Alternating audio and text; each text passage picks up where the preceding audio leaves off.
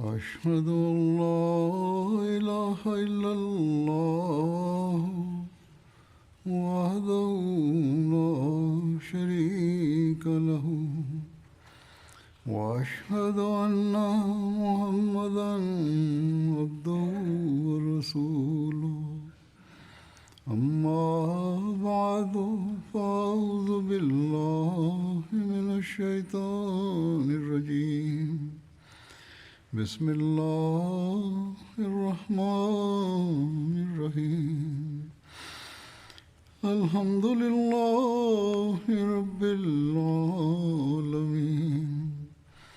الرحمن الرحيم مالك يوم الدين إياك نعبد وإياك نستعين اهدنا الصراط المستقيم صراط الذين أنعمت عليهم غير المغضوب عليهم ولا الضالين.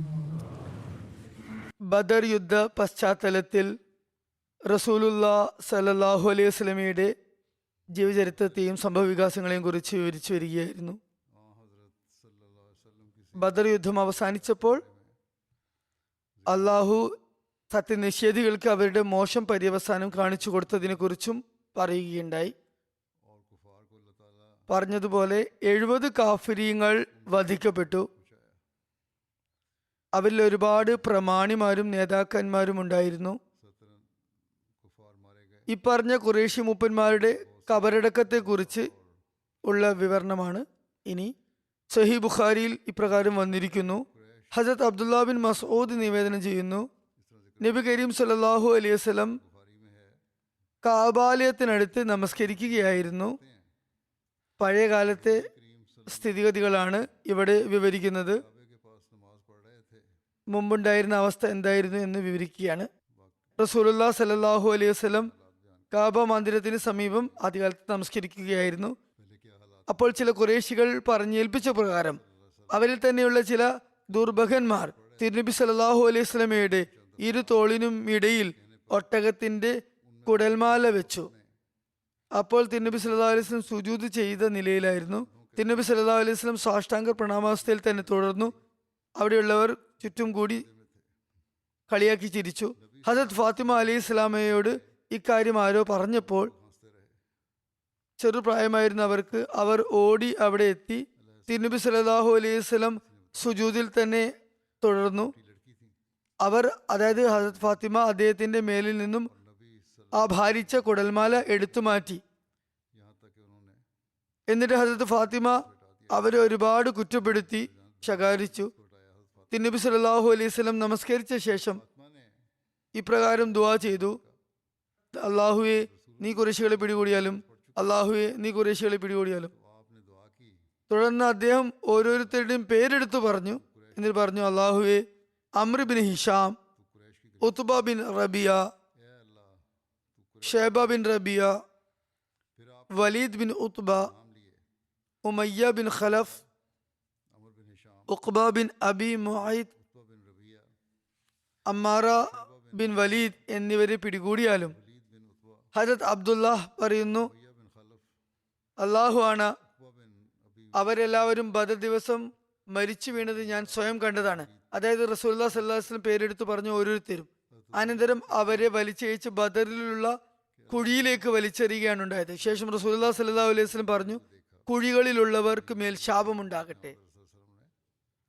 ഇപ്രകാരം ഒരു സീറത്തിൽ, അതായത് നബി ചരിത്രത്തിൽ വന്നിരിക്കുന്നു. റസൂലുള്ളാഹി സ്വല്ലല്ലാഹു അലൈഹി വസല്ലം പ്രസ്താവിച്ചു, മുശ്രിക്കീങ്ങളുടെ ശവങ്ങളെ അവർ മരിച്ചു വീണെടുത്തു നിന്നും നീക്കം ചെയ്തു കൊള്ളട്ടെ. അദ്ദേഹം യുദ്ധം തുടങ്ങുന്നതിന് മുമ്പ് തന്നെ അവരുടെ വധസ്ഥലികളെ കുറിച്ച് പരാമർശിച്ചിരുന്നു.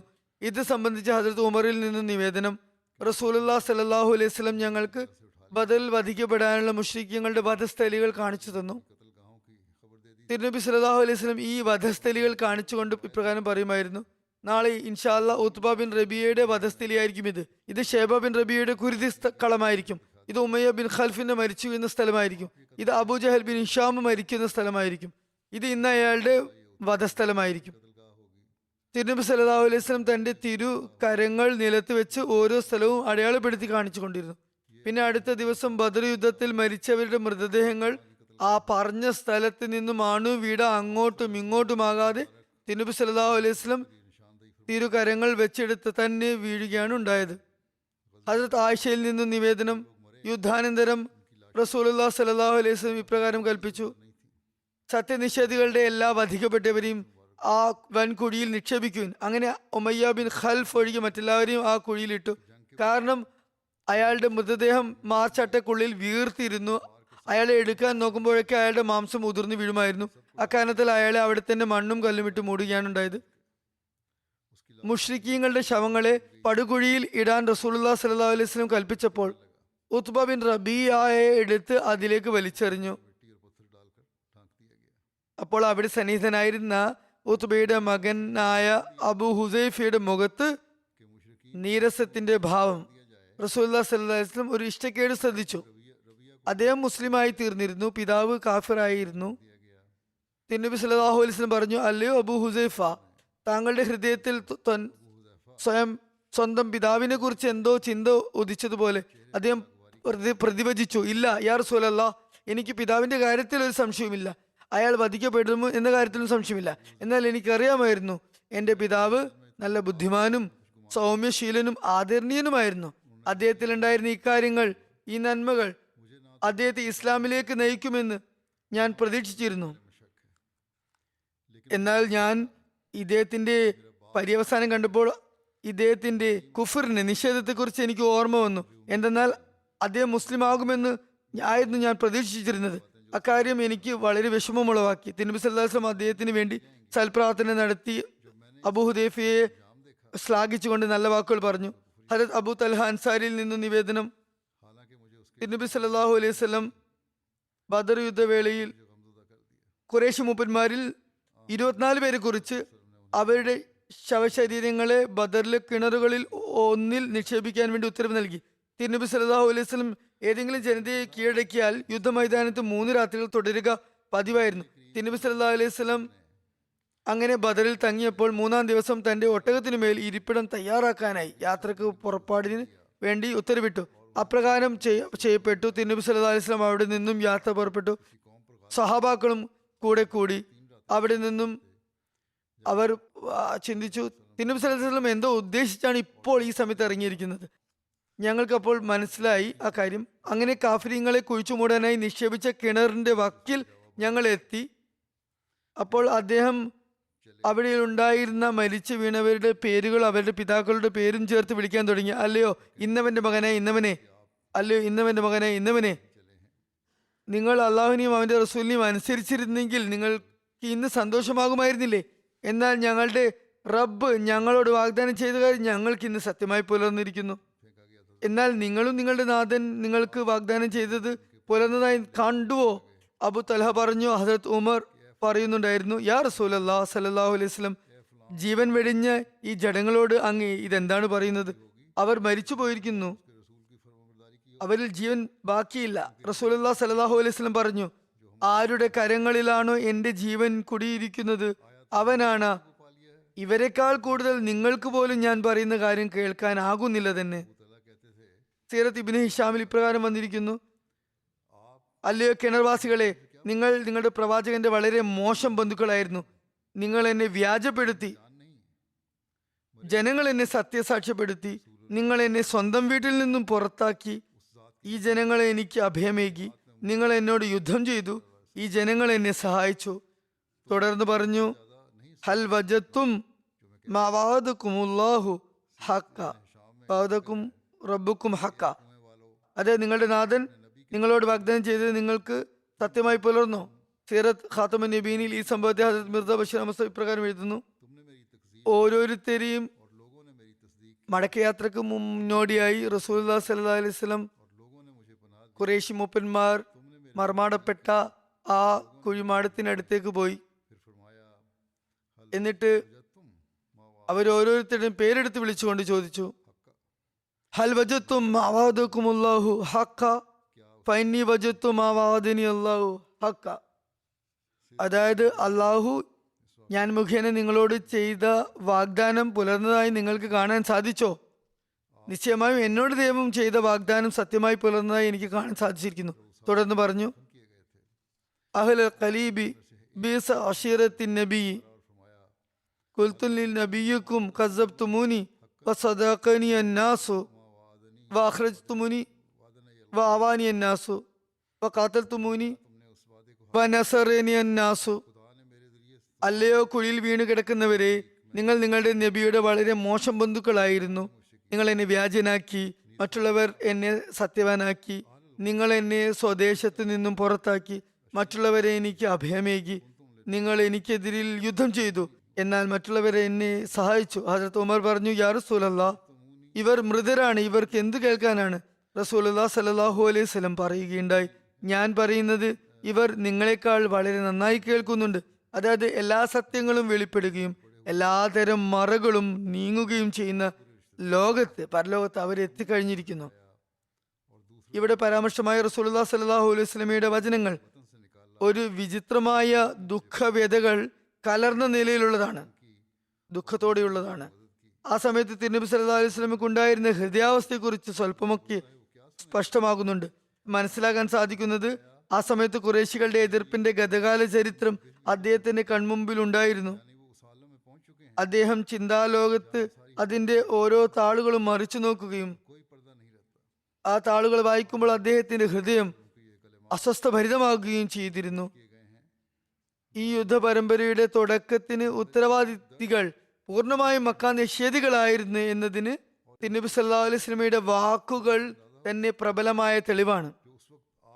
ഏതുപോലെ അദ്ദേഹത്തിന്റെ വചനങ്ങളിൽ നിന്നും സ്പഷ്ടമാകുന്നത്, ഖാതൽതുമൂനി വനസറീനൻ നാസു, അതായത് അല്ലയോ എന്റെ സമുദായക്കാരെ, നിങ്ങൾ എന്നോട് യുദ്ധം ചെയ്തു, എന്നാൽ മറ്റുള്ളവരെ എനിക്ക് സഹായമേകി. കുറഞ്ഞപക്ഷം ഈ വാക്കുകളിൽ നിന്നും ഒരു കാര്യം സ്പഷ്ടമാകുന്നുണ്ട്.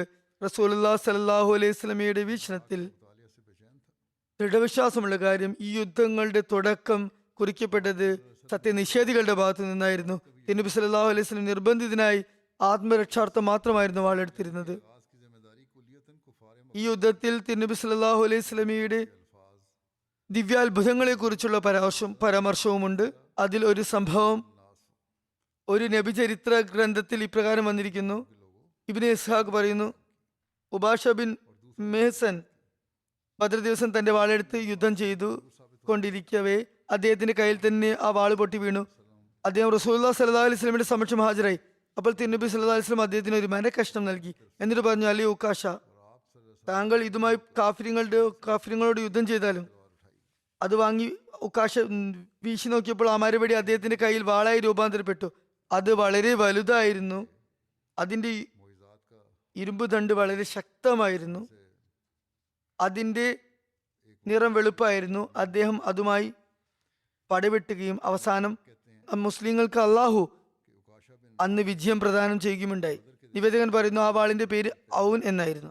തുടർന്നുള്ള യുദ്ധങ്ങളിലും അദ്ദേഹം ആ വാളെടുത്ത് സധൈര്യം പോരാടിയതായി, അതുപോലെ തന്നെ അവസാനം മുസൈലിമ കസാബുമായുള്ള യുദ്ധത്തിൽ അദ്ദേഹം രക്തസാക്ഷിയായതായി പറയപ്പെട്ടിട്ടുണ്ട്.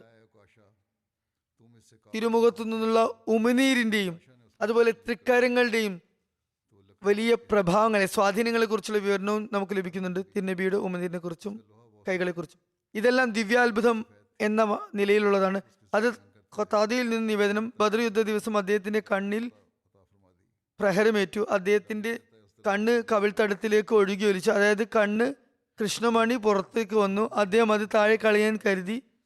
സഹാബാക്കൾ അത് സംബന്ധിച്ച് റസൂലുള്ളാഹി സ്വല്ലല്ലാഹു അലൈഹി വസല്ലമയോട് അറിഞ്ഞു. അപ്പോൾ തിരുനബി സല്ലല്ലാഹു അലൈഹി വസല്ലം പറഞ്ഞു, അരുത്, അങ്ങനെ ചെയ്യാൻ പാടില്ല. തിരുനബി സല്ലല്ലാഹു അലൈഹി വസല്ലം അത് ഖത്താദയെ തന്റെ സമക്ഷം വിളിപ്പിച്ചു.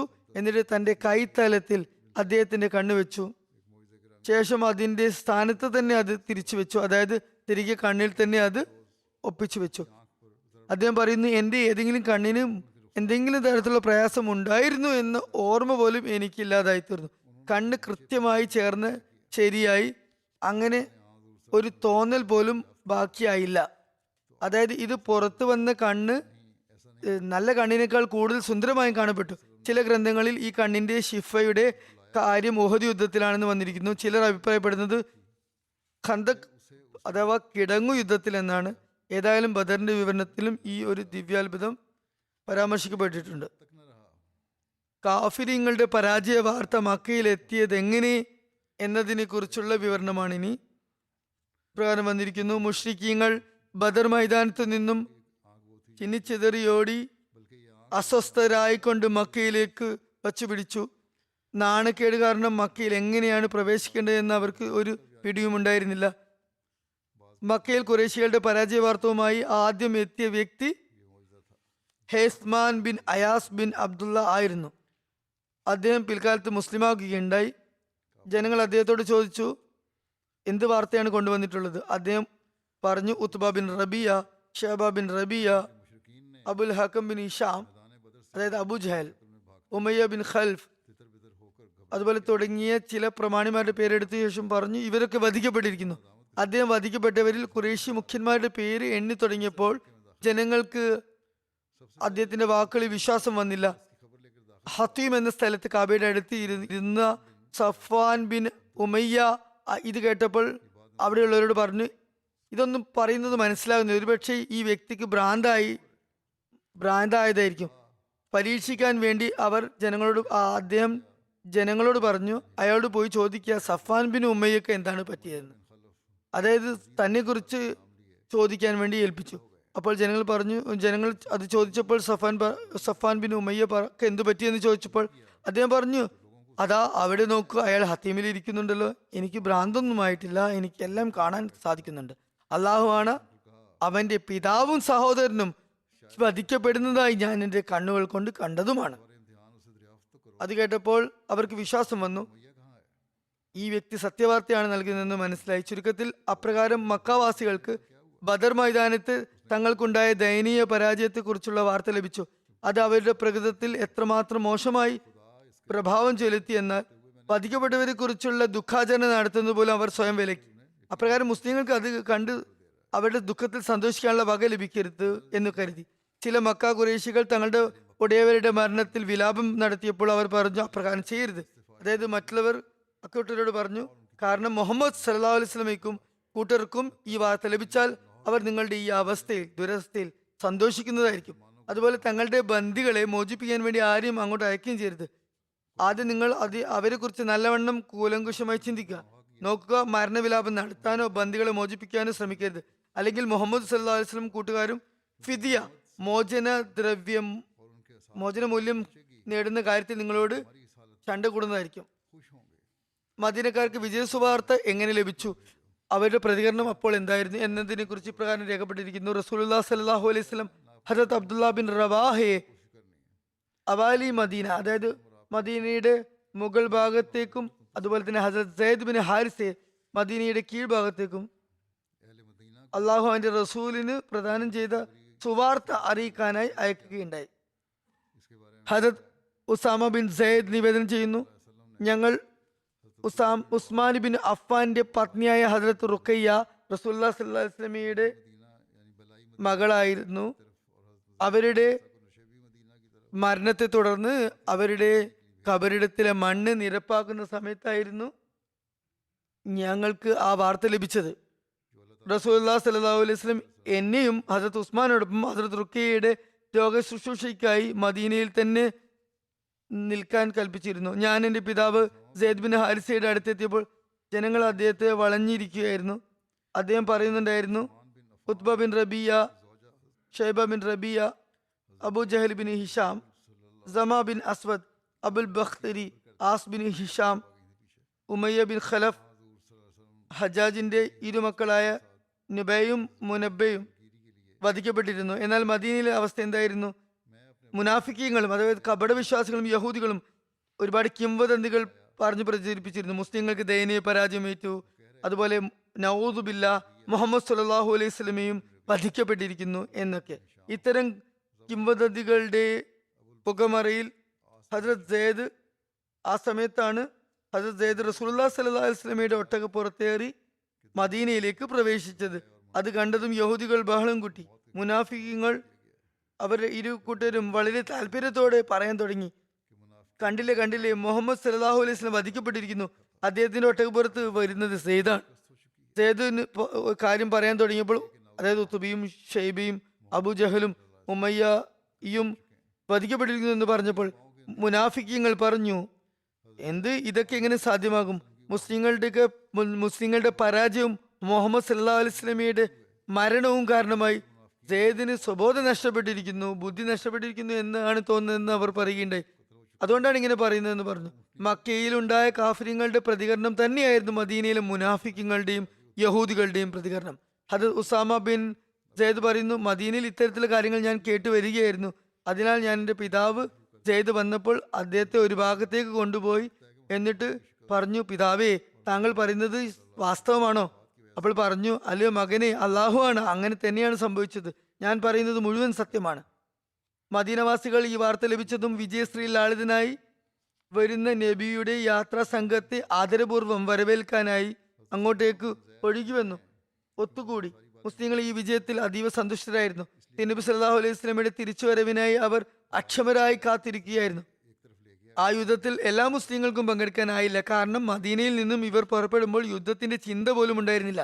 തിരുനബി സല്ലല്ലാഹു അലൈഹി വസല്ലമയുടെ ആഗമനത്തെ കുറിച്ച് കേട്ടപ്പോൾ ചില മുസ്ലിങ്ങൾ വരവേൽപ്പിനായി മദീന വിട്ട് പുറത്തേക്ക് പോയി. അവർ റൗഹ എന്ന സ്ഥലത്ത് വെച്ചാണ് റസൂലുള്ളാഹി സ്വല്ലല്ലാഹു അലൈഹി വസല്ലമയുമായി സന്ധിച്ചത്. അവരുടെ സന്തോഷം ഒന്ന് കാണേണ്ടത് തന്നെയായിരുന്നു. റസൂലുള്ളാഹി സ്വല്ലല്ലാഹു അലൈഹി വസല്ലമയ്ക്ക് സത്യനിഷേധികൾക്കുമേൽ വിജയം ലഭിച്ചതിന്റെ അഭിനന്ദനങ്ങൾ അവർ അറിയിച്ചു. തുടർന്ന് റസൂലുള്ളാഹി സ്വല്ലല്ലാഹു അലൈഹി വസല്ലം മദീനയിൽ സമാഗതനായി. അവിടെയുണ്ടായിരുന്ന മുസ്ലിങ്ങൾ എല്ലാവരും ഒരുമിച്ച് കൂടി തിരുനബി സല്ലല്ലാഹു അലൈഹി വസല്ലമയ്ക്ക് സുസ്വാഗതം ഓതി. ഈ യുദ്ധത്തിലുണ്ടായ യുദ്ധമുതലിനെ കുറിച്ചുള്ള വിവരണം ഇപ്രകാരമാണ്. ഈ വിജയ നിമിത്തം മുസ്ലിങ്ങൾക്ക് യുദ്ധമുതലായി 150 ഒട്ടകങ്ങളും 10 കുതിരകളുമാണ് ലഭിച്ചത്. അവയ്ക്ക് പുറമെ എല്ലാതരം സാധന സാമഗ്രികളും ആയുധങ്ങളും വസ്ത്രങ്ങളും അനവധി തൊലികളും നിറം ചാർത്തിയ മൃഗത്തൊലികളും ലെതറുകളും പഞ്ഞികളും മറ്റുമുണ്ടായിരുന്നു. മുസ്ലിങ്ങൾ അത് തങ്ങളോടൊപ്പം കച്ചവടത്തിനായി കൊണ്ടുവന്നതായിരുന്നു. റസൂലുള്ളാഹി സ്വല്ലല്ലാഹു അലൈഹി വസല്ലം തനിക്കും സഹാബാക്കൾക്കും ഉള്ള ഓഹരി കൃത്യമായാണ് ഭാഗിച്ചത്. ആ യുദ്ധത്തിൽ ഒരു വാൾ സഹാബാക്കൾ റസൂലുള്ളാഹി സ്വല്ലല്ലാഹു അലൈഹി വസല്ലമയ്ക്ക് വേണ്ടി മാറ്റിവെച്ചിരുന്നു. അതുപോലെ അബൂജഹലിന്റെ ഉടമസ്ഥതയിലുണ്ടായിരുന്ന ഒരു ഒട്ടകങ്ങളിൽ നിന്ന് ഒന്ന് റസൂലുള്ളാഹി സ്വല്ലല്ലാഹു അലൈഹി വസല്ലമയ്ക്ക് ലഭിച്ചിരുന്നു. റസൂലുള്ളാഹി സ്വല്ലല്ലാഹു അലൈഹി വസല്ലമയ്ക്ക് ലഭിച്ച ആ ഒട്ടകത്തിന്റെ മൂക്കിൽ ഒരു വെള്ളി വളയമുണ്ടായിരുന്നു. ആ വാളിനും ഒട്ടകത്തിനും സീറത്ത് ഗ്രന്ഥങ്ങളിൽ, നബിചരിത്ര ഗ്രന്ഥങ്ങളിൽ വളരെയധികം പ്രാധാന്യം നൽകിയിരിക്കുന്നു. അതിന്റെ വിശദാംശങ്ങൾ ഇപ്രകാരമാണ്. മേൽ പ്രതിപാദ്യമായ വാളിന്റെ പേര് സുൽഫഖാർ എന്നായിരുന്നു. അതിന്റെ ഉടമസ്ഥൻ ഒരു മുശ്രിക്കായ ആസിബിൻ മുനബ്ബ ബിൻ ഹജാർ എന്നായിരുന്നു. അയാൾ ബദറിൽ വധിക്കപ്പെട്ടിരുന്നു. ചില നിവേദനങ്ങൾ പ്രകാരം അയാൾ അബൂ ജഹലിൻ്റെതായിരുന്നു ആ വാൾ. റസൂലുള്ളാഹി സ്വല്ലല്ലാഹു അലൈഹി വസല്ലം ആ വാളിന്റെ പേര് ദുൽഫഖാർ എന്ന് തന്നെ നിലനിർത്തി. ദുൽഫഖാറിന് ആ പേര് വരാനുള്ള കാരണം ആ വാളിന് പല്ലുകളോ അല്ലെങ്കിൽ കൊത്തിവെച്ച വരകളോ ഉണ്ടായിരുന്നു എന്നതായിരുന്നു. ആ വാളിനെ കുറിച്ച് ഇപ്രകാരം രേഖപ്പെട്ടിരിക്കുന്നു. ഈ വാൾ പിന്നീട് റസൂലുള്ളാഹി സ്വല്ലല്ലാഹു അലൈഹി വസല്ലമയിൽ നിന്നും ഒരിക്കലും വേർപെട്ടതില്ല. യുദ്ധങ്ങളിൽ റസൂലുള്ളാഹി സ്വല്ലല്ലാഹു അലൈഹി വസല്ലം ഈ വാളിനെ കൂടെ വെച്ചിരുന്നു. നബി സല്ലല്ലാഹു അലൈഹി വസല്ലമയ്ക്ക് ശേഷം ഈ വാൾ അബ്ബാസിയ ഖലീഫമാർക്ക് ലഭിച്ചു. അതുപോലെ യുദ്ധം മുതലായി തിരുനബി സല്ലല്ലാഹു അലൈഹി വസല്ലമയ്ക്ക് ലഭിച്ച അബൂജഹലിന്റെ ഒട്ടകവും അദ്ദേഹം എപ്പോഴും കൂടെ കൊണ്ടു നടന്നു. ഹുദൈബിയ കരാറിന്റെ സമയത്ത് തിരുനബി സല്ലല്ലാഹു അലൈഹി വസല്ലം അതിനെ ബലി കഴിപ്പിക്കാനായി കൊണ്ടുപോയതായിരുന്നു. ഇത് സംബന്ധിച്ച് ഇപ്രകാരം ഒരു കഥയുമുണ്ട്. ഈ ഒട്ടകം ഹുദൈബിയയിൽ മേഞ്ഞുകൊണ്ടിരിക്കുകയായിരുന്നു. അവിടെ നിന്നും അത് ഓടിപ്പോയി മക്കയിലെ അബൂജഹലിന്റെ വീട് വരെ എത്തി. ഹസരത്ത് അംർ ഇബ്നു അനാമ അൻസാരി അതിനെ പിന്തുടർന്നു പോയി. എന്നാൽ മക്കയിലെ ചില ക്ഷിപ്രകോപികളായവർ അതിനെ തിരിച്ചു തരുന്ന കാര്യത്തിൽ പ്രശ്നമുണ്ടാക്കി. സുഹൈൽ ബിൻ അംർ അവരോട് ഒട്ടകത്തെ തിരിച്ചേൽപ്പിക്കാൻ വേണ്ടി കൽപ്പിച്ചതു അവർ അതിനെ ഉടൻ തിരിച്ചേൽപ്പിക്കുകയാണ് ഉണ്ടായത്. അയാൾ അവരോട് പറഞ്ഞു, നിങ്ങൾ ആ ഒട്ടകത്തിന് പകരം വേറെ 100 ഒട്ടകങ്ങൾ നൽകാമെന്ന് മുസ്ലിങ്ങൾക്ക് ഓഫർ നൽകുക, അങ്ങനെ ഒരു കരാർ ചെയ്യുക. മുസ്ലിങ്ങൾ അതിന് സമ്മതിച്ചാൽ മാത്രം നിങ്ങൾക്ക് ആ ഒട്ടകത്തെ വെക്കാം, അല്ലെങ്കിൽ ആ ഒട്ടകത്തെ നിങ്ങൾക്ക് എന്തായാലും തിരിച്ചു കൊടുക്കേണ്ടി വരും. റസൂലുള്ളാഹി സ്വല്ലല്ലാഹു അലൈഹി വസല്ലം പറഞ്ഞു, നാം ഇതിനെ ബലിമൃഗമായി കണക്കാക്കിയിരുന്നില്ലെങ്കിൽ ഇതിനെ അവർക്ക് തന്നെ തിരിച്ചേൽപ്പിക്കുമായിരുന്നു. എന്നാൽ മുമ്പേ ഇത് ഖുർബാനിക്കായി നിശ്ചയിക്കപ്പെട്ടതാണ്. അതുകൊണ്ട് അക്കാര്യം ഇനി സാധ്യമല്ല. ശേഷം റസൂലുള്ളാഹി സ്വല്ലല്ലാഹു അലൈഹി വസല്ലം അതിനെ മുസ്ലിങ്ങളുടെ ഭാഗത്തു നിന്നും ഖുർബാൻ ചെയ്തു. യുദ്ധം മുതൽ വിതരണം ചെയ്തപ്പോൾ റസൂലുള്ളാഹി സ്വല്ലല്ലാഹു അലൈഹി വസല്ലം ബദറിൽ ഷഹീദായവരുടെ അനന്തരാവകാശികൾക്ക് ആ മരിക്കപ്പെട്ട ശോതാക്കളുടെ ഓഹരി നൽകുകയുണ്ടായി. അതുപോലെ മദീനയിൽ നിശ്ചയിക്കപ്പെട്ട തിരുനബി സല്ലല്ലാഹു അലൈഹി വസല്ലമയുടെ പ്രതിനിധികൾക്കും അതുപോലെ വിവിധ ഡ്യൂട്ടികൾ ഏൽപ്പിക്കപ്പെട്ട സഹാബാക്കൾക്കും അതുപോലെ അക്കാരണത്താൽ യുദ്ധത്തിൽ പങ്കെടുക്കാൻ സാധിക്കാത്തവർക്കും ഒക്കെ തന്നെ തിരുനബി അവരുടെ ഓഹരി നൽകി. ബദർ യുദ്ധത്തിലെ ബന്ദികളിൽ നിന്നും ഫിദിയ മോചന മൂല്യം വാങ്ങുന്നതിനെ സംബന്ധിച്ച് സഹാബാക്കളുടെ അഭിപ്രായം അതേക്കുറിച്ച് പ്രകാരം വന്നിരിക്കുന്നു. ബദർ യുദ്ധത്തിലെ ബന്ദികളെ ഫിദിയ വാങ്ങി മോചിപ്പിക്കുകയുണ്ടായി. ഫിദിയ 1000 മുതൽ 4000 ദിർഹം വരെയായി നിശ്ചയിക്കപ്പെട്ടു. എന്നാൽ ഫിദിയ നൽകാനാകാത്തവർക്ക് ഒരു ഉപാധിയും നൽകി അവർ മദീനയിലെ കുട്ടികൾക്ക് എഴുത്തും വായനയും പഠിപ്പിച്ചാൽ മതി, അവർക്ക് മോചനം ലഭിക്കുന്നതാണ്. അതുപോലെ ചില ബന്ദികളെ ഫിദിയ കുറച്ചുകൊണ്ടും തീരെ വാങ്ങാതെയും മോചിപ്പിച്ചിട്ടുമുണ്ട്. ഫിദിയെ കുറിച്ചുള്ള ചില നിവേദനങ്ങൾ അതിവിചിത്രമായ സംശയം ജനിപ്പിക്കുന്ന വിധത്തിലുള്ള പരസ്പര ഭിന്നമായ നിവേദനങ്ങളും ആണ് ചിലതുള്ളത്. ഇത് സംബന്ധിച്ച് ഹദരത്ത് മുസ്ലിം മൗദ് റളിയല്ലാഹു അൻഹു അതിന്റെ ശരിയായ പരിഹാരവും നിർദ്ദേശിച്ചിട്ടുണ്ട്. ഏതായാലും ആദ്യം കാര്യങ്ങൾ മുഴുവനായും വിവരിക്കാം. ചരിത്രങ്ങളിലും നബി ചരിത്രങ്ങളിലും ഏതുവരെ എന്നാൽ ഹദീസ് ഗ്രന്ഥങ്ങളിൽ പോലും ബദർ യുദ്ധത്തിലെ ബന്ദികളിൽ നിന്നും ഫിദിയ വാങ്ങേണ്ടത് സംബന്ധിച്ച നിലവിലുള്ള നിവേദനങ്ങൾ ചിലവ കൂട്ടിക്കലർന്നിട്ടുണ്ട്. യഥാർത്ഥത്തിൽ റസൂലുള്ളാഹി സ്വല്ലല്ലാഹു അലൈഹി വസല്ലം ഫിദിയ വാങ്ങാൻ തീരുമാനിച്ചത് അള്ളാഹുവിന്റെ ഇംഗിതത്തിന് തീർത്തും അനുഗുണമായിരുന്നു. പൊതു നിവേദനങ്ങളുടെ അടിസ്ഥാനത്തിൽ ഞാൻ ഹദരത്ത് ഉമറിനെ കുറിച്ചുള്ള അനുസ്മരണത്തിൽ ഇക്കാര്യം പരാമർശിച്ചതാണെങ്കിലും ഇവിടെയും അത് പരാമർശിക്കുന്നത് അനിവാര്യമാണ്. ഹദരത്ത് ഇബ്നു അബ്ബാസ് നിവേദനം ചെയ്യുന്നു, അവർ ശത്രുക്കളെ ബന്ദികളാക്കിയപ്പോൾ, അതായത് ബദർ വേളയിൽ മുസ്ലിങ്ങൾ ശത്രുക്കളെ പിടിച്ച് ബന്ദിയാക്കിയപ്പോൾ റസൂലുള്ളാഹി സ്വല്ലല്ലാഹു അലൈഹി വസല്ലം ഹദരത്ത് അബൂബക്കർ, ഹദരത്ത് ഉമർ എന്നിവരോട് ചോദിച്ചു, ഈ ബന്ദികളെ കുറിച്ച് നിങ്ങളുടെ അഭിപ്രായം എന്താണ്? ഹദരത്ത് ഉമർ, അതായത് ഹദരത്ത് അബൂബക്കറാണ് പറഞ്ഞത്, അള്ളാഹുവിന്റെ റസൂലെ, അവർ നമ്മുടെ പിതൃവീരിൽ നിന്നുള്ള സഹോദരങ്ങളാണ്, കുടുംബക്കാരാണ്, അതുകൊണ്ട് അവരിൽ നിന്നും ഫിദിയ വാങ്ങണം എന്നാണ് എൻ്റെ അഭിപ്രായം. കാരണം ഇവർ പിന്നീട് കാഫിര്യങ്ങളെ നേരിടുന്നതിൽ നമുക്ക് ശക്തി പകരുന്നതായിരിക്കും. അള്ളാഹു താമസിയാതെ അവരെ ഇസ്ലാമിലേക്ക് നയിച്ചെന്നും വരാം. റസൂലുള്ളാഹി സ്വല്ലല്ലാഹു അലൈഹി വസല്ലം പറഞ്ഞു, അലി ഇബ്നു ഖത്താബേ, താങ്കളുടെ അഭിപ്രായം എന്താണ്? ഹദരത്ത് ഉമറിനോടാണ് ചോദിച്ചത്. ഹദരത്ത് ഉമർ പറഞ്ഞു, ഇല്ല റസൂലുള്ളാഹ്, അത് പാടില്ല. അള്ളാഹു ആണ് എനിക്ക് അബൂബക്കറിന്റെ അഭിപ്രായത്തോട് ഒരു യോജിപ്പുമില്ല. മറിച്ച് എന്റെ അഭിപ്രായത്തിൽ അങ്ങ് അവരെ ഞങ്ങളെ ഏൽപ്പിക്കുക, ഞങ്ങൾ അവരുടെ തല കൊയ്യുന്നതാണ്, വധിക്കുന്നതാണ്. അലിയുടെ പക്കൽ അഖീലിനെ ഏൽപ്പിക്കുക, അദ്ദേഹം അയാളുടെ തല കൊയ്യട്ടെ. റസൂലുള്ളാഹി സ്വല്ലല്ലാഹു അലൈഹി വസല്ലം പറഞ്ഞു, അതുപോലെ ഇന്ന വ്യക്തിയെ എന്നെ ഏൽപ്പിക്കുക, അയാൾക്ക് ഞാനുമായാണ് കൂടുതൽ ബന്ധം, അതുപോലെ അയാളുടെ തല ഞാൻ കൊയ്യുന്നതാണ്. ഇവരെല്ലാവരും തന്നെ കാഫിര്യങ്ങളുടെ നേതാക്കന്മാരും പ്രമാണിമാരുമാണ്. റസൂലുള്ളാഹി സ്വല്ലല്ലാഹു അലൈഹി വസല്ലം ഹദരത്ത് അബൂബക്കറിന്റെ വാക്കുകൾക്കാണ് വില വെച്ചത്. ഹദരത്ത് ഉമർ പറയുന്നു, എന്റെ വാക്കുകൾക്ക് മുൻഗണന നൽകിയില്ല. തുടർന്ന് ഹദരത്ത് ഉമർ പറയുന്നു, ഞാൻ അടുത്ത ദിവസം വന്ന് നോക്കിയപ്പോൾ കാണുന്നത് റസൂലുള്ളാഹി സ്വല്ലല്ലാഹു അലൈഹി വസല്ലമയും ഹദരത്ത് അബൂബക്കറും ഇരുന്ന് കരയുന്നതായാണ്. ഞാൻ ചോദിച്ചു, അല്ലയോ അള്ളാഹുവിന്റെ റസൂലെ, താങ്കളെയും താങ്കളുടെ സുഹൃത്തിനെയും കരയിപ്പിച്ച സംഗതി എന്താണ്? എനിക്ക് അത് കേട്ട് കരച്ചിൽ വന്നാൽ ഞാനും കരയാം, അല്ലെങ്കിൽ ഞാനും നിങ്ങൾ ഇരുവരുടെയും പോലെ കരയുന്നതായുള്ള മുഖഭാവം നടിക്കാം. റസൂലുള്ളാഹി സ്വല്ലല്ലാഹു അലൈഹി വസല്ലം പറഞ്ഞു, എന്റെ കരച്ചിലിന്റെ കാരണം ഇതാണ്, താങ്കളുടെ കൂട്ടുകാർ എന്റെ മുമ്പിൽ ഫിദിയ വാങ്ങാനുള്ള അഭിപ്രായം വെച്ചിരുന്നു. എന്റെ കൺമുമ്പാകെ അവർക്കുള്ള ശിക്ഷ ഈ കാണുന്ന മരത്തെക്കാൾ അടുത്തായി കാണിക്കപ്പെട്ടിരിക്കുന്നു. ആ മരം അള്ളാഹുവിന്റെ നബി സല്ലല്ലാഹു അലൈഹി വസല്ലം ഇവിടെ അടുത്ത് തന്നെ നിലകൊണ്ടിരുന്നു. തുടർന്ന് അള്ളാഹു ആ സമയത്ത് ഇങ്ങനെ ഒരു ആയത്ത് ഇറക്കി, മാ കാന ലി നബിയ്യിൻ അൻ യകൂന ലഹു അസ്റാ ഹത്താ യുസ്ഖിന ഫിൽ അർദ്, അതായത് ഭൂമിയിൽ രക്തച്ചൊരിച്ചിൽ ഉണ്ടാക്കുന്ന ഒരു യുദ്ധം ഉണ്ടാകാതെ ബന്ദികൾ ഉണ്ടാക്കാൻ ഒരു പ്രവാചകനും അനുവാദമില്ല. തുടർന്ന് 2 ആയത്തുകൾക്ക് ശേഷം ഉള്ളത് ഫകുലു മിമ്മ ഗനിംതും ഹലാലൻ തയ്യിബ, അതായത് നിങ്ങൾ നേടിയെടുക്കുന്ന ഗനീമത്ത് മുതലിൽ നിന്നും ഹലാലും പരിശുദ്ധവുമായത് കഴിക്കുക. അള്ളാഹു അവർക്ക് ഗനീമത്ത് മുതൽ അനുവദനീയമാക്കിയിരിക്കുന്നു. ഇത് സഹീഹ് മുസ്ലിമിന്റെ നിവേദനമാണ്. ഈ ഹദീസിന്റെ തുടക്കത്തിലുള്ള വചനങ്ങൾ ഇപ്രകാരമാണ്, റസൂലുള്ളാഹി സ്വല്ലല്ലാഹു അലൈഹി വസല്ലമയും ഹദരത്ത് അബൂബക്കറും കരയുകയായിരുന്നു. തുടർന്ന് വിശുദ്ധ ഖുർആനിലെ വചനങ്ങളാണ് കൊടുത്തിട്ടുള്ളത്.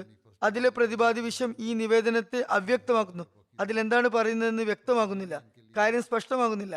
ഏതായാലും ഈ നിവേദനത്തെ ശരിയാണെന്ന് ധരിച്ച് മിക്ക ചരിത്ര ഗ്രന്ഥങ്ങളിലും അതുപോലെ തിരുനബി ചരിത്രങ്ങളിലും ഖുർആൻ വ്യാഖ്യാതാക്കളും തന്നെ ഈ നിവേദനം ഉദ്ധരിച്ചിട്ടുണ്ട്.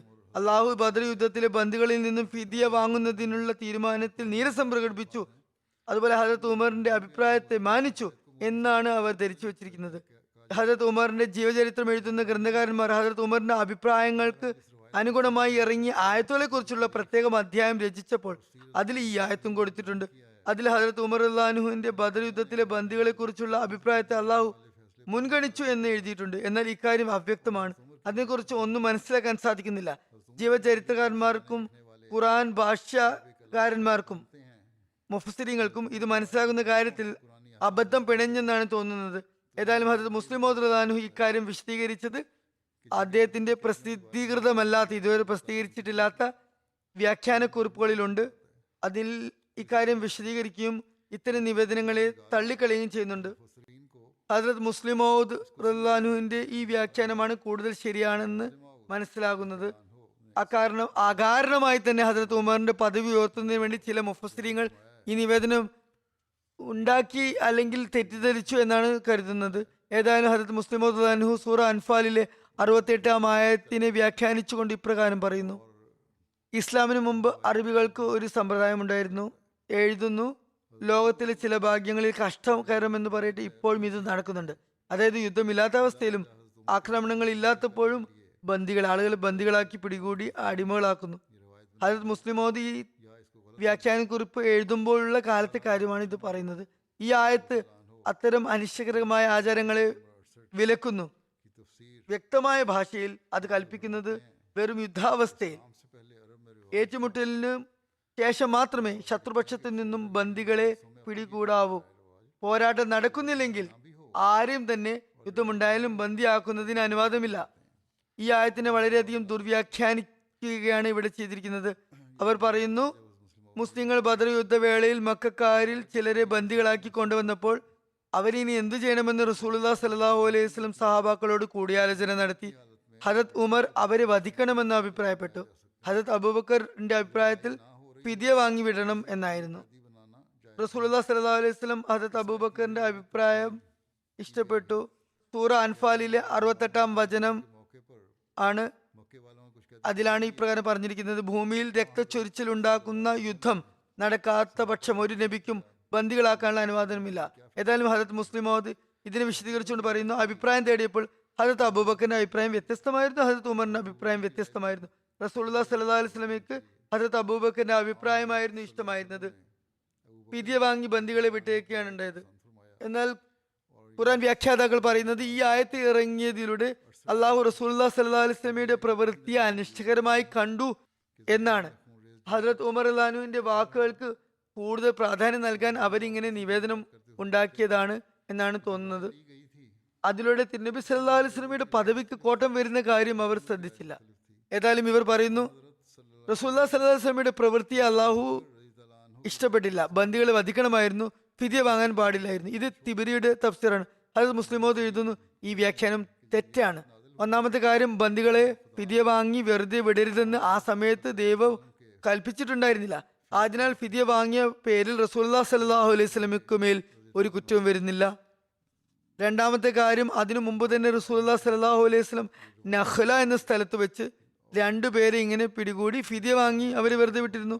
അള്ളാഹു അദ്ദേഹത്തിന്റെ ഈ പ്രവൃത്തിയെ അനിഷ്ടകരമായി കണ്ടില്ല. മൂന്നാമത്തെ കാര്യം, ഈ ആയത്തിന് ശേഷം 2 ആയത്ത് കഴിഞ്ഞാൽ അള്ളാഹു യുദ്ധം മുതൽ കിട്ടിയാൽ അത് കഴിച്ചുകൊള്ളുക, അത് നിങ്ങൾക്ക് ഹലാലും തൊയ്യബുമാണ്, അനുവദനീയവും പരിശുദ്ധവുമാണെന്ന് പറഞ്ഞിട്ടുണ്ട്. ഇങ്ങനെയിരിക്കെ മുസ്ലിങ്ങൾക്ക് അനുവദനീയവും പരിശുദ്ധവുമായ കാര്യം ഫിദിയയും യുദ്ധം മുതലിൽ നിന്നിന്റെ ഒരു ഭാഗം തന്നെയാണ്. അങ്ങനെ ഫിദിയെ അള്ളാഹു അനിശ്ചയകരമായി കാണുന്നു. എന്നാൽ യുദ്ധം മുതൽ മുഖേന ലഭിക്കുന്ന പണം ഹലാലും തയ്യബുമായി അള്ളാഹു കണക്കാക്കുന്നു എന്ന് ആർക്കും ചിന്തിക്കാൻ പോലും സാധിക്കുകയില്ല. അതുകൊണ്ട് ഈ വ്യാഖ്യാനം തികച്ചും തെറ്റാണ്. ആയതിനാൽ ശരിയായ വ്യാഖ്യാനം ഇതാണ്. ഇവിടെ ഒരു നിയമമാണ് പറഞ്ഞിരിക്കുന്നത്: നിയത രൂപത്തിൽ യുദ്ധം നടക്കുകയും ശത്രുക്കളെ ശക്തമായി ആഞ്ഞടിച്ച് പരാജയപ്പെടുത്തുകയും ചെയ്യാത്ത പക്ഷം ബന്ദികളാക്കാൻ പാടില്ല. ഹദരത്ത് ഉമർ റളിയല്ലാഹു അൻഹു ഫിദിയ വാങ്ങരുതെന്ന് അഭിപ്രായപ്പെട്ടതുമായി ഇതിന് യാതൊരു ബന്ധവുമില്ല. ഹദരത്ത് മുസ്ലിം മൗദ് റളിയല്ലാഹു അൻഹു പറഞ്ഞതു തന്നെയാണ് ഖുർആൻ മുഫസ്സിരീങ്ങളിൽ അല്ലാമ ഇമാം റാസിയുടെയും വിഖ്യാത നബി ചരിത്രകാരൻ അല്ലാമ ഷിബിലി നുമാനിയുടെയും മതം. ഹദരത്ത് മിർസ ബഷീർ അഹമ്മദ് സാബും ഇത് സംബന്ധിച്ച് എഴുതിയിട്ടുണ്ട്. പറയുന്നു, മദീനയിലെത്തി റസൂലുള്ളാഹി സ്വല്ലല്ലാഹു അലൈഹി വസല്ലം ബന്ദികളെ കുറിച്ച് മഷ്വറ കൂടിയാലോചന നടത്തി. അവരെന്ത് ചെയ്യണമെന്ന് ചിന്തിച്ചു. പൊതുവിൽ അറേബ്യയിൽ ബന്ദികളെ വധിക്കുകയോ അല്ലെങ്കിൽ സ്ഥിരം അടിമകളാക്കുകയായിരുന്നു പതിവ്. എന്നാൽ റസൂലുള്ളാഹി സ്വല്ലല്ലാഹു അലൈഹി വസല്ലമയുടെ പ്രകൃതത്തിന് അക്കാര്യം വളരെയധികം അസഹനീയമായി തോന്നി. പോരാത്തതിന് അതുവരെ അതേക്കുറിച്ച് യാതൊരു ദൈവകൽപ്പനയും ഇറങ്ങിയിട്ടുണ്ടായിരുന്നില്ല. ഹസരത്ത് അബൂബക്കർ പറഞ്ഞു, എന്റെ അഭിപ്രായത്തിൽ ഇവരെ ഫിദ്യ വാങ്ങി വിടുകയാണ് വേണ്ടത്. കാരണം എന്തു പറഞ്ഞാലും അവർ നമ്മുടെ ബന്ധുക്കൾ തന്നെയല്ലേ. ഒടുക്കം ഇവർ നമ്മുടെ ബന്ധുക്കൾ. ഇവരിൽ നിന്നും ഇസ്ലാമിന് ജീവാർപ്പണം ചെയ്യുന്നവർ പിൽക്കാലത്ത് ഉണ്ടായില്ലെന്ന് എങ്ങനെ പറയാൻ സാധിക്കും? എന്നാൽ ഹദരത്ത് ഉമർ ഈ അഭിപ്രായത്തെ എതിർത്തിട്ട് പറഞ്ഞു, ദീനിന്റെ കാര്യത്തിൽ കുടുംബവും ബന്ധവും ഒന്നും നോക്കിക്കൂടാ. ഇവർ തങ്ങളുടെ പ്രവൃത്തികളാൽ വധാർഹരാണ്. എന്റെ അഭിപ്രായത്തിൽ ഇവരെല്ലാം വധിച്ചു കളയണം. ശരിക്കും മുസ്ലിങ്ങളോട് അവരവരുടെ സ്വന്തം ബന്ധുക്കളെ തിരഞ്ഞെടുത്ത് വധിക്കാൻ കൽപ്പിക്കുകയാണ് വേണ്ടത്. റസൂലുള്ളാഹി സ്വല്ലല്ലാഹു അലൈഹി വസല്ലം തന്റെ സ്വതസിദ്ധമായ കാരുണ്യത്താൽ പ്രഭാവിതനായിക്കൊണ്ട് ഹദരത്ത് അബൂബക്കറിന്റെ അഭിപ്രായത്തെയാണ് ഇഷ്ടപ്പെട്ടത്. വധത്തിനെതിരെയുള്ള തീരുമാനമാണ് കൈക്കൊണ്ടത്. ഫിദിയയും മറ്റും നൽകുന്ന മുശ്രിക്കുകളെ വിട്ടയക്കണമെന്നും ഉത്തരവ് നൽകി. പിന്നീട് ഇതനുസരിച്ച് തന്നെ ദൈവകൽപ്പനയും ഇറങ്ങി. ഹദരത്ത് മുസ്ലിം മൗദ് എഴുതിയ പോലെ ഫിദിയ നൽകുന്നത് സംബന്ധിച്ച് ദൈവകൽപ്പന ഇറങ്ങിയ ശേഷം പിന്നെ ഹദീസിനെ ആധാരമാക്കി റസൂലുള്ളാഹി സ്വല്ലല്ലാഹു അലൈഹി വസല്ലമയുടെയും ഹദരത്ത് അബൂബക്കറിന്റെയും കരച്ചിലിന് ഒരു വിശദീകരണം എന്നോണം ഇങ്ങനെ വരുത്തി വെക്കുന്നത് അതിവിചിത്രമായിരിക്കുന്നു. ഏതായാലും ഹദരത്ത് മിർസ ബഷീർ അഹമ്മദ് സാബ് ഇപ്രകാരം എഴുതുന്നു, അപ്രകാരം ഓരോരുത്തരുടെയും പദവിയും സ്ഥിതിഗതികളും അനുസരിച്ച് 1000 ദർഹം മുതൽ 4000 ദർഹം വരെ ഫിദിയ നിശ്ചയിക്കപ്പെട്ടു. അപ്രകാരം ബന്ദികൾ മോചിതരായി കൊണ്ടിരുന്നു. ബാക്കി ഇൻഷാല്ലാ പിന്നീട് വിവരിക്കുന്നതായിരിക്കും. ജുമയ്ക്ക് ശേഷം ഞാൻ ചില ജനാസ ഗായിബും നമസ്കരിപ്പിക്കുന്നതായിരിക്കും. അതിൽ ആദ്യത്തെ ജനാസ മൊറബി സിൽസില പാകിസ്ഥാനിലെ നായിബ് നാസിം വഖഫ് ജീത്തായിരുന്ന റാണ അബ്ദുൽ ഹമീദ് ഖാൻ സാബ് കാട്കടിയുടേതാണ്. കഴിഞ്ഞ ദിവസം ഇദ്ദേഹം 70-ാമത്തെ വയസ്സിൽ വഫാത്താകുകയുണ്ടായി. ഇന്നാ ലില്ലാഹി വ ഇന്നാ ഇലൈഹി റാജിഊൻ. അള്ളാഹുവിന്റെ അനുഗ്രഹത്താൽ മൂസിയായിരുന്നു. ഇദ്ദേഹത്തിന്റെ പിതാവിന്റെ പേര് ചൗധരി അബ്ദുൽ ലത്തീഫ് ഖാൻ സാബ് കാട്കടി എന്നായിരുന്നു. മാതാവ് അമത്തുൽ ലത്തീഫ് സാഹിബ് ആണ്. ഇദ്ദേഹത്തിന്റെ പിതാവ് വഖഫ് ജിന്ദഗിയായിരുന്നു. ജമാഅത്തിന്റെ ഉദ്യോഗസ്ഥനായിരുന്നു. അബ്ദുൽ ഹമീദ് ഖാൻ സാഹിബിന്റെ പിതാമഹൻ ഹദരത്ത് ചൗധരി അബ്ദുൽ മന്നാൻ ഖാൻ സാബ് കാട്കടി, അതുപോലെ പിതാമഹന്റെ ജ്യേഷ്ഠൻ ഹദരത്ത് ചൗധരി അബ്ദുസലാം കാട്കടി എന്നിവരിലൂടെയാണ് ഇദ്ദേഹത്തിന്റെ കുടുംബത്തിൽ അഹമ്മദിയത്തിന് നാന്തി കുറിക്കുന്നത്. ഇവർ രണ്ടുപേർക്കും 1903 ഹദരത്ത് മസീമൂദ് അലൈഹി ഇസ്ലാമിന്റെ കയ്യിൽ ബയ്യത്ത് ചെയ്യാനുള്ള സൗഭാഗ്യം ലഭിച്ചു. അബ്ദുൽ ഹമീദ് ഖാൻ കാട്കടി മെയ് 1979 മൊറബിയായി സേവനമനുഷ്ഠിക്കാൻ തുടങ്ങി. പാകിസ്ഥാനിലും വിദേശത്തും പല സ്ഥലങ്ങളിലും അദ്ദേഹത്തിന് സേവനത്തിനുള്ള തൗഫീഖ് ലഭിക്കുകയുണ്ടായി.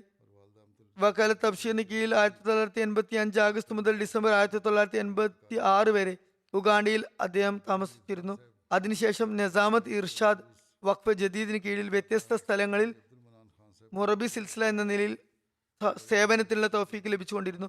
അള്ളാഹു അദ്ദേഹത്തിന് ഒരു മകനെയും ഒരു മകളെയും നൽകി. അദ്ദേഹത്തിന് നായിബ് നാസിം മാലായിട്ട് നിയമിതനായി. 40 വർഷങ്ങളോളം അദ്ദേഹം ജമാഅത്തിനെ സേവിക്കാനുള്ള തൗഫീഖ് നേടുകയുണ്ടായി. അള്ളാഹു അദ്ദേഹത്തിന് ഒരു മകനെയും ഒരു മകളെയും നൽകി അനുഗ്രഹിച്ചു. അദ്ദേഹത്തിന്റെ ഒരു മകൻ ഡോക്ടർ അബ്ദുർ റൌഫ് ഖാൻ സാഹിബ് ഇപ്പോൾ സദർ ഖുദാമുൽ അഹമ്മദിയ ഡെൻമാർക്കാണ്. ഡോക്ടർ റൌഫ് ഖാൻ സാഹിബ് അദ്ദേഹത്തിന്റെ മകൻ പറയുന്നു, എൻ്റെ പിതാവ് എപ്പോഴും വഖഫിനോട് വിശ്വസ്തത പുലർത്തി. യുഗാണ്ടയിൽ കലാപകാരികൾ ഭരണം അട്ടിമറിച്ചതിനെ തുടർന്ന് അവർ കുടിയേറ്റക്കാരെ പുറത്താക്കിയ കാരണത്താലാണ് യുഗാണ്ടയിൽ നിന്നും പെട്ടെന്ന് പുറത്ത് വരേണ്ടി വന്നത്. ഏതായാലും പറയുന്നു, യുഗാണ്ടയിൽ സേവനത്തിനിടയിൽ അവിടെ ഉണ്ടായിരുന്ന മിഷണറി ഇൻചാർജ് മെഹമ്മൂദ് ബഡി സാബ് എൻ്റെ പിതാവിന് ഒരു വിശുദ്ധ ഖുർആൻ നൽകി കമ്പല എന്ന സ്ഥലത്തേക്ക് തബ്ലീഗിനായി അയച്ചു. ആ സമയത്ത് ആ പ്രദേശത്ത് ആഭ്യന്തര കലാപം ആരംഭിച്ചു. ജനങ്ങൾ അവിടെ നിന്നും പലായനം ചെയ്തു തുടങ്ങി. ആ സമയത്ത് ആ പ്രദേശത്ത് വെച്ച് പിതാവിന് അസുഖം ബാധിച്ചു. ആശുപത്രി അടുത്ത് ഉണ്ടായിരുന്നില്ല, അതുപോലെ വൈദ്യസഹായം ഒന്നും തന്നെ ലഭിച്ചിരുന്നില്ല. അതുകൊണ്ട് ജനങ്ങൾ അദ്ദേഹത്തെ ഒരു മുറിയിൽ ഉപേക്ഷിച്ച് അവിടെ വിട്ടുപോയി. ഈ പ്രദേശത്ത് കലാപകാരികൾ നിയന്ത്രണം ഏറ്റെടുത്തു. ആ പ്രദേശത്ത് ആരെങ്കിലും ഉണ്ടോ എന്ന് കലാപകാരികൾ എല്ലാ ഭാഗത്തും തിരച്ചിൽ നടത്തി. അതിൽ ഒരാൾ ഹമീദ് സാഹിബ് കിടന്നിരുന്ന മുറിയുടെ അടുത്തും എത്തി. അദ്ദേഹം അവിടെ കിടക്കുകയായിരുന്നു. പറയുന്നു, അങ്ങനെ കിടപ്പായിരുന്ന പിതാവിനെ മരിച്ചെന്ന് കരുതിയോ മറ്റോ അവിടെ അവർ ഉപേക്ഷിച്ചു പോവുകയാണ് ഉണ്ടായത്. പറയുന്നു, എൻ്റെ പിതാവ് പറയുമായിരുന്നു, ഞാൻ ജനലിന് കീഴെ ആയിരുന്നു കിടന്നിരുന്നത്. ആ ജനൽ പാളികൾക്കുള്ളിലൂടെ വെടിയുണ്ടകൾ തുരുതുരെ വരുന്നുണ്ടായിരുന്നു. അതിന് നേരെ മുൻവശത്തുള്ള എതിർവശത്തുള്ള മതിലിൽ അത് ചെന്ന് പതിക്കുന്നുമുണ്ടായിരുന്നു. അതിനുശേഷം കുറച്ച് പരിചയക്കാരുമായി ബന്ധം സ്ഥാപിക്കാൻ കഴിഞ്ഞു. അങ്ങനെ സ്ഥിതിഗതികൾ മെച്ചപ്പെട്ടതിന് ശേഷം പിതാവിനെ അവർ സുരക്ഷിതമായ ഒരു സ്ഥലത്തേക്ക് കൊണ്ടുപോയി എത്തിച്ചു. ഇങ്ങനെ അള്ളാഹു അദ്ദേഹത്തെ സംരക്ഷിക്കുകയുണ്ടായി. ഖിലാഫത്തുമായി അദ്ദേഹത്തിന് അളവറ്റ കൂറും സ്നേഹവും ആയിരുന്നു. വരിൽ വളരെ ലളിത പ്രകൃതനും അതുപോലെ തന്നെ എല്ലാവരുമായി നല്ലവണ്ണം ഇടപഴകുന്ന വ്യക്തിയുമായിരുന്നു. കാലത്തിന്റെ ഖലീഫ ഖുത്ബകളിൽ പറയുന്ന ഓരോ കാര്യത്തിനും ലബ്ബൈക്ക് പറയുന്ന വ്യക്തിയായിരുന്നു. അതിന് യാതൊരു തരത്തിലുള്ള വ്യാഖ്യാനങ്ങൾക്കും പോകുമായിരുന്നില്ല. ആരെങ്കിലും ഖിലാഫത്തിന്റെ കൽപ്പനകൾക്ക് ഇന്ന അർത്ഥമാണുള്ളത്, ഇന്ന ഉദ്ദേശമാണുള്ളതെന്ന് വ്യാഖ്യാനിക്കാൻ നിൽക്കുകയാണെങ്കിൽ അവരോട് ദേഷ്യം പിടിക്കുമായിരുന്നു. അദ്ദേഹത്തിന്റെ മകൻ പറയുന്നു, ഭാരവാഹികളെയും മുറബികളെയും സ്വയം തന്നെ ബഹുമാനിച്ചിരുന്നു. അതുപോലെ എന്നോടും അപ്രകാരം ചെയ്യാൻ ഉപദേശിച്ചിരുന്നു. പറയുന്നു, ഞാൻ അത്ഫാലുൽ അഹമ്മദിയയിലായിരുന്ന സമയത്ത് എന്നോട് ഒരിക്കൽ പറഞ്ഞു, നീ ഭാരവാഹികളെയും മുൻതസിം അത്ഫാലിനെയും അനുസരിച്ചില്ലെങ്കിൽ ഏതെങ്കിലും കാര്യത്തിൽ അദ്ദേഹം അഭിപ്രായ വ്യത്യാസം പ്രകടിപ്പിച്ചു കാണും. അപ്പോൾ പറഞ്ഞു, അങ്ങനെയാണെങ്കിൽ നീ നിന്റെ ഭാരവാഹിത്യം ഒഴിവാക്കുക. എന്നിട്ട് പറയുമായിരുന്നു, ഖിലാഫത്തും ജമാഅത്തിന്റെ നിസാമും വ്യവസ്ഥിതിയും പരസ്പരം ബന്ധപ്പെട്ട് കിടക്കുന്നു. ഒന്നിനെ അനുസരിക്കുകയും മറ്റൊന്നിനെ അനുസരിക്കാതിരിക്കുകയും ചെയ്യുന്നത് ശരിയല്ല. മറ്റുള്ളവരെ സഹായിക്കുകയും അനുയോജ്യമായ സമയത്ത് അവരെ തെറ്റുതിരുത്തുകയും പരിഷ്കരിക്കുകയും ചെയ്യുന്നത് അദ്ദേഹത്തിന്റെ പ്രത്യേക സവിശേഷതയായിരുന്നു. അദ്ദേഹം ആരെയെങ്കിലും തെറ്റുതിരുത്തുകയും അയാൾ മുന്നിലുള്ള വ്യക്തി ദേഷ്യപ്പെടുകയും ചെയ്യുകയാണെങ്കിലും അതിനെ ഗൗനിക്കാറുണ്ടായിരുന്നില്ല. തെറ്റുതിരുത്തുകയാണെങ്കിൽ ആരെങ്കിലും വന്ന് തിരുത്തുകയാണെങ്കിൽ ആരെങ്കിലും തെറ്റുതിരുത്തുകയാണെങ്കിൽ അതിനെ പ്രോത്സാഹിപ്പിക്കുമായിരുന്നു. എന്റെ ലക്ഷ്യം ഇസ്ലാഹ് പരിഷ്കരണം മാത്രമാണെന്ന് അദ്ദേഹം പറയുമായിരുന്നു. വീണ്ടും എഴുതുന്നു, ജീവിതത്തിൽ പല തവണ വളരെ സുഖലോലുപമായ ജീവിതം, ആർഭാട ജീവിതത്തിനുള്ള അവസരം കൈവന്നെങ്കിലും അദ്ദേഹം എപ്പോഴും വഖഫിനായിരുന്നു മുൻഗണന നൽകിയിരുന്നത്. സംസാരത്തിനിടയിൽ ഞാൻ പിതാവിനോട് എന്റെ അടുത്ത് ഡെൻമാർക്കിലേക്ക് വരൂ എന്ന് പറഞ്ഞപ്പോൾ അദ്ദേഹം വളരെ നീരസത്തോടെ ഇപ്രകാരം പറഞ്ഞു, ഞാൻ ചില വർഷങ്ങളല്ല മറിച്ച് എന്റെ മുഴു ജീവിതവുമാണ് വഖഫ് ചെയ്തിരിക്കുന്നത്. അതുകൊണ്ട് തന്നെ എന്റെ എല്ലാ കാര്യങ്ങളും വഖഫുമായി ബന്ധപ്പെട്ട് കിടക്കുന്നു. അദ്ദേഹത്തിന്റെ മകൾ ഹാഫിസ ഹാസൻ ആരാ പറയുന്നു, എന്റെ പിതാവ് അളവറ്റ കാരുണ്യവും വാത്സല്യവും കാണിക്കുന്ന വ്യക്തിയും അതിഥി സൽക്കാര പ്രിയനും ദൈവഭയമുള്ള വ്യക്തിയുമായിരുന്നു. ദുആകളുടെ ഒരു നിധികുംഭം തന്നെയായിരുന്നു. അള്ളാഹുവിന്റെ അസ്തിത്വത്തിനു മേലുള്ള അദ്ദേഹത്തിന്റെ പൂർണ്ണ വിശ്വാസവും ദൃഢവിശ്വാസവും ഉണ്ടായിരുന്നു. അള്ളാഹുവിനോട് ശേഷം ഖിലാഫത്തിനോടുള്ള അദ്ദേഹത്തിന്റെ സ്നേഹാതിരാഗങ്ങളും അത് പ്രത്യേകമായി അദ്ദേഹത്തിൽ കണ്ടുവന്നിരുന്നു. മറ്റെല്ലാ ബന്ധങ്ങളെക്കാളും ഖിലാഫത്തിനോട് പ്രത്യേക സ്നേഹം പ്രകടിപ്പിച്ചിരുന്നു. അദ്ദേഹത്തിന്റെ എല്ലാ ചിന്താ വ്യാപാരങ്ങളുടെയും അച്ചുതണ്ട്, അതുപോലെ സംസാരത്തിന്റെ തുടക്കവും ഒടുക്കവും എല്ലാം തന്നെ കാലത്തിന്റെ ഖലീഫയോടുള്ള സ്നേഹത്തെക്കുറിച്ച് ഉള്ള ഉപദേശം കൊണ്ടായിരിക്കും. ഇവിടെ UK ഇടയ്ക്ക് വരുമ്പോൾ ഞാൻ ചില സമയങ്ങളിൽ പിതാവിനോടുള്ള സ്നേഹത്തിൽ വികാരത്തിന് അടിമപ്പെട്ടുകൊണ്ട് ഞാൻ പറയുമായിരുന്നു, പിതാവിനോട് സ്നേഹം പ്രകടിപ്പിക്കുമ്പോൾ അദ്ദേഹം പറയുമായിരുന്നു, ഈ ലോകത്തെ എല്ലാ ബന്ധങ്ങളും നശ്വരമാണ്, നശിച്ചു പോകുന്നതാണ്. നീ അള്ളാഹുമായി തന്റെ ബന്ധം സുദൃഢമാക്കുക, മറ്റെല്ലാ ബന്ധങ്ങളും ഒഴിവാക്കുക. അതെല്ലാം ഒഴിവാക്കപ്പെടുന്നതായിരിക്കും. എന്തെന്നാൽ എന്നെന്നും നിലനിൽക്കുന്ന അസ്തിത്വം അള്ളാഹുവിൻ്റെത് മാത്രമാണ്. അവൻ ഒരിക്കലും നമ്മെ തനിയെ വിട്ടുപോകുകയില്ല. അതിനുശേഷം അദ്ദേഹം പറഞ്ഞു, പിന്നെ ഖിലാഫത്തിനോട് സുദൃഢമായ ബന്ധം സ്ഥാപിക്കുക. വളരെ ലളിത പ്രകൃതനായിരുന്നു അദ്ദേഹം. ഞാനൊരു വഖഫ് സിന്ദഗിയാണ്, ജീവിതം വഖഫ് ചെയ്ത് സമർപ്പിച്ച വ്യക്തിയാണ്. എൻ്റെ മുഴുവൻ ജീവിതവും വഖഫുമായി ബന്ധപ്പെട്ടതാണ് എന്ന് എപ്പോഴും പറയുമായിരുന്നു. തൻ്റെ അവസാന സമയം വരെ വഖഫ് പൂർത്തിയാക്കണമെന്ന ഒരു ചിന്ത എപ്പോഴും അദ്ദേഹം, ഒരാഗ്രഹം എപ്പോഴും അദ്ദേഹം പ്രകടിപ്പിച്ചിരുന്നു. ഹാഫിസ് ഖാലിദ് ഇഫ്തിഖാർ സാബ് നാസിം മാൽ വഖഫ് ജദീദ് എനിക്ക് ഇപ്രകാരം എഴുതിയിരിക്കുന്നു, അബ്ദുൽ ഹമീദ് ഖാൻ സാഹിബിനോടൊപ്പം ഏതാണ്ട് 20 വർഷക്കാലം ജോലി ചെയ്യാനുള്ള അവസരം എനിക്ക് ലഭിച്ചിട്ടുണ്ട്. എപ്പോഴും ഒരു യഥാർത്ഥ വഖഫ് സിന്ദഗിയുടെ മാതൃക അദ്ദേഹം കാണിച്ചിരുന്നു. പറയുന്നു, പ്രായവും അനുഭവ സമ്പത്തും കൊണ്ട് എന്നേക്കാൾ മുതിർന്ന വ്യക്തിയായിരുന്നു. എന്നാൽ ഖിലാഫത്തിനോടും ജമാഅത്ത് വ്യവസ്ഥിതിയോടുമുള്ള അനുസരണത്തിന്റെ പാരമ്യം കാരണം അതിൽ കൃത്യനിഷ്ഠ കാണിക്കുന്ന വ്യക്തിയായതിനാൽ ഒരിക്കലും തന്നെ തന്റെ സീനിയോറിറ്റി ഉണ്ട് എന്ന് ഞങ്ങൾക്ക് തോന്നൽ ഉളവാക്കിച്ചിരുന്നില്ല. ഇദ്ദേഹത്തിന്റെ നായിബ്, അത് ഡെപ്യൂട്ടി ആയിരുന്ന വ്യക്തി പറയുന്നു, നിസ്വാർത്ഥവും നിർലോഭവുമായി എന്നോടൊപ്പം അദ്ദേഹം പ്രവർത്തിച്ചിരുന്നു.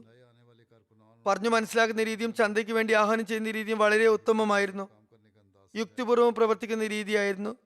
പുതുതായി വന്ന ജമാഅത്ത് ജീവനക്കാർക്കും മുബലിഗ് മൗലിമ്യങ്ങൾക്കും പറഞ്ഞു മനസ്സിലാക്കി കൊടുത്തിരുന്നു. തന്നിൽ അർപ്പിതമായ ഉത്തരവാദിത്തങ്ങൾ പൂർണ്ണ അനുസരണത്തോടെ നിറവേറ്റുമായിരുന്നു. വിവേകമതിയായിരുന്നു. സേവനത്തിന്റെ രീതി മൗനപൂർവമായിരുന്നു, നിസ്വാർത്ഥപരമായിരുന്നു. 30-ൽ പരം വർഷങ്ങൾ വഖഫ് ജദീദ് ഓഫീസ് അദ്ദേഹത്തെ പൂർണ്ണമായും പ്രയോജനപ്പെടുത്തുകയുണ്ടായി. ജീവിതത്തിലെ അവസാനത്തെ ഏതാനും വർഷങ്ങൾ പലപ്പോഴും ആരോഗ്യം മോശമായിരുന്നപ്പോൾ വിദേശത്തുള്ള മക്കൾ ചിലപ്പോൾ മക്കളിൽ ആരെങ്കിലും തന്നെ ഏതെങ്കിലും മക്കളുടെ അടുത്ത് പോയി നിൽക്കാൻ പറഞ്ഞാൽ വളരെ വികാരഭരിതനായി പറയുമായിരുന്നു, ഞാൻ എൻ്റെ ജീവിതമാണ് വഖഫ് ചെയ്തിട്ടുള്ളത്, അവസാന നിമിഷം വരെ ഞാൻ സേവനം ചെയ്യുന്നതാണ്. ആ പ്രതിജ്ഞയെ അവസാന സമയം വരെ പൂർത്തിയാക്കാൻ അള്ളാഹു അദ്ദേഹത്തിന് തൗഫീക്ക് നൽകി.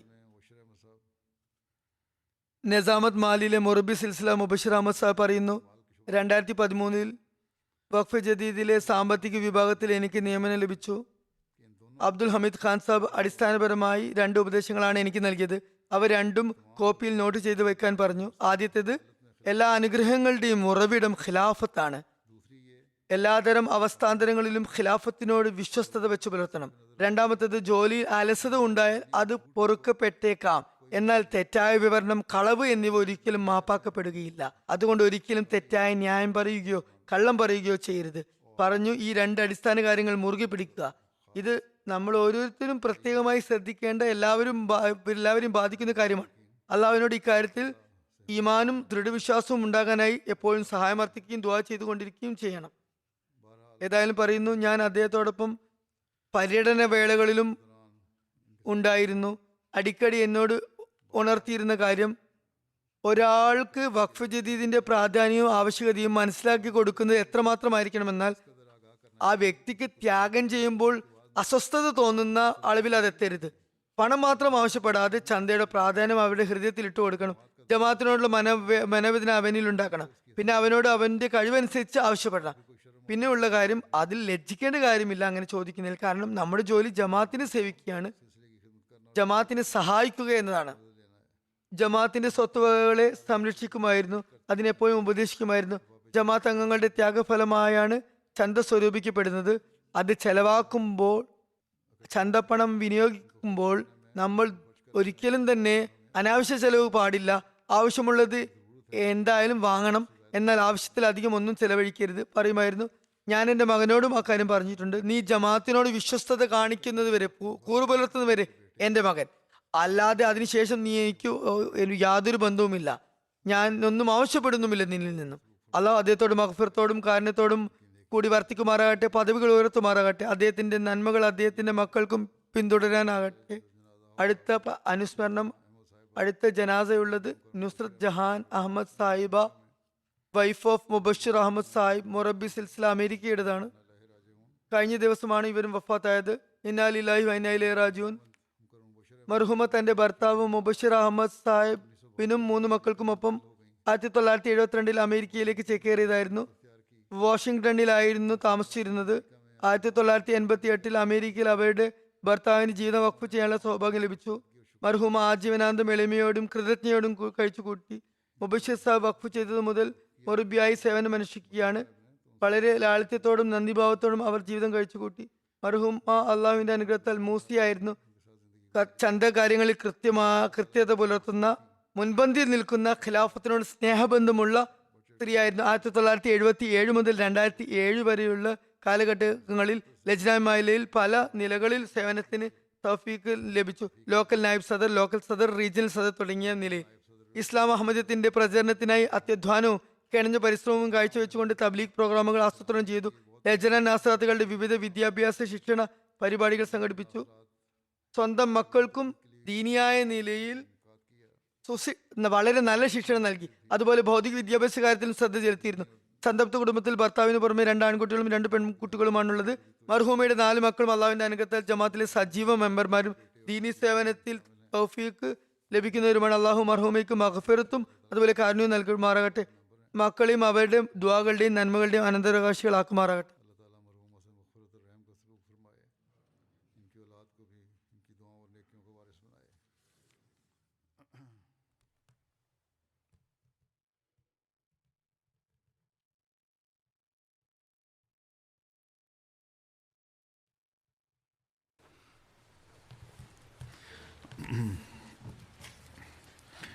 الحمد لله نحمده ونستعينه ونستغفره ونؤمن به ونتوكل عليه ونعوذ بالله من شرور أنفسنا ومن سيئات أعمالنا من يهده الله فلا مضل له ومن يضلل فلا هادي له ونشهد أن لا إله إلا الله ونشهد أن محمدا عبده ورسوله عباد الله رحمكم الله إن الله يأمر بالعدل والإحسان وإيتاء ذي القربى وينهى عن الفحشاء والمنكر والبغي يعظكم لعلكم تذكرون اذكروا الله يذكركم وادعوه يستجب لكم ولذكر الله